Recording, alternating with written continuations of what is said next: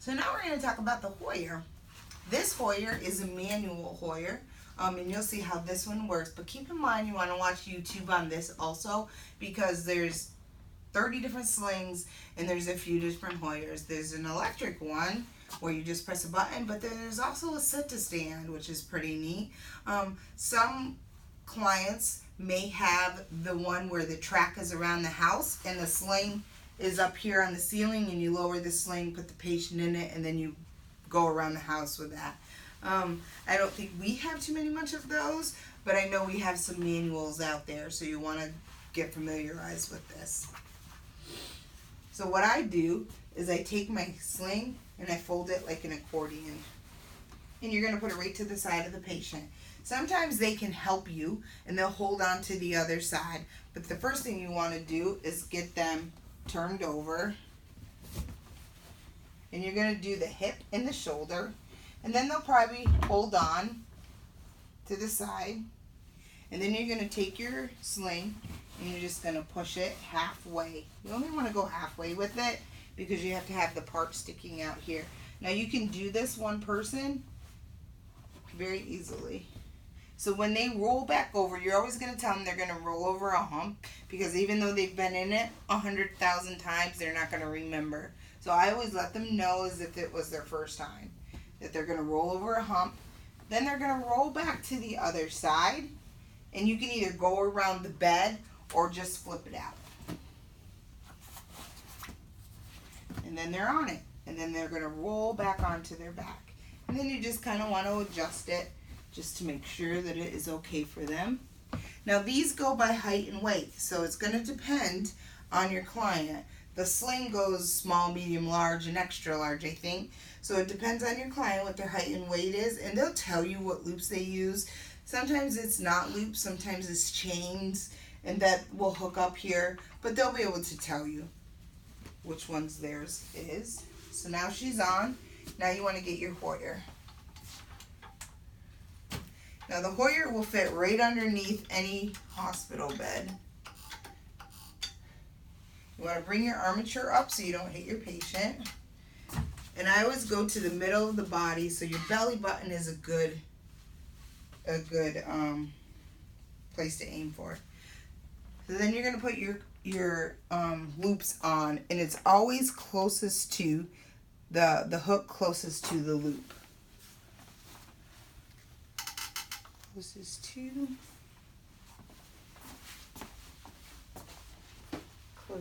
to, and closest to. Just like that. So now she's ready to go.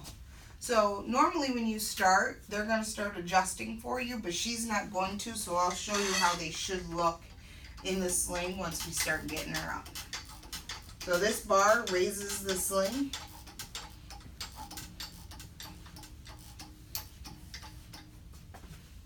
So you're going to want to make sure that their hands are on the inside. Make sure this, so she's in a sitting position. And then you want to go over here and make sure the head's not dangling.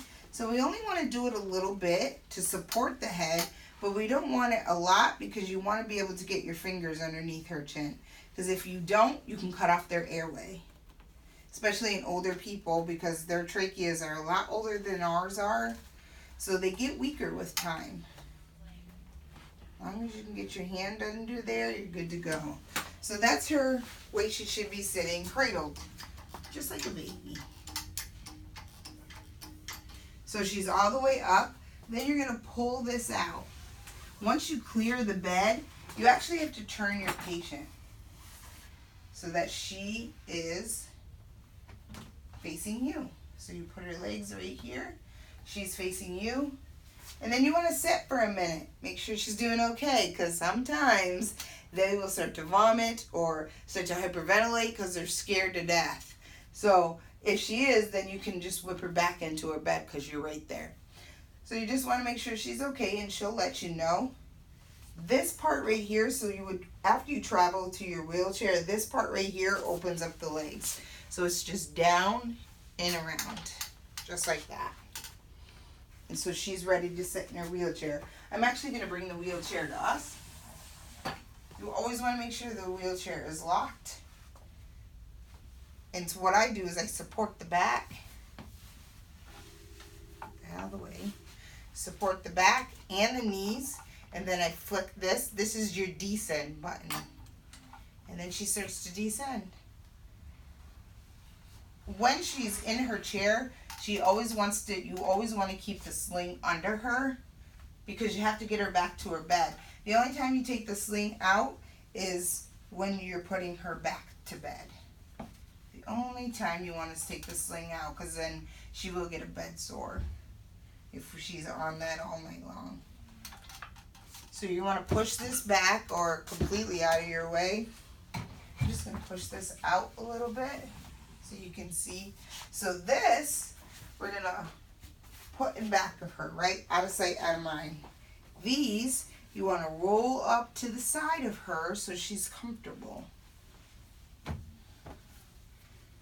And you want to make sure we don't get the loops and everything in the tires, because if we do, that can send her soaring. So that's what it looks like. Now, if she has a seatbelt on, it's best to seatbelt them when they're in the wheelchair on a sling, because the sling is slippery, so they can fall easily. And we don't want to prevent that, so you would just seatbelt them in.